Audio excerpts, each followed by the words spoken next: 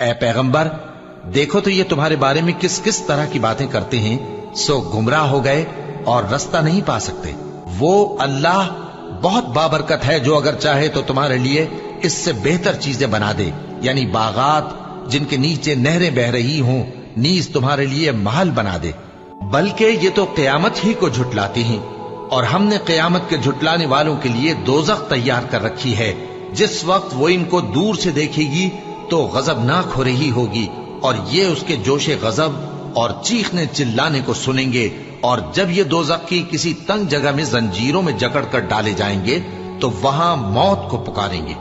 आज एक ही मौत को न पुकारो, और बहुत सी मौतों को पुकारो। पूछो कि ये बेहतर है या हमेशा की जन्नत जिसका परहेजगारों से वादा है। ये उनके अमाल का बदला और रहने का ठिकाना होगा।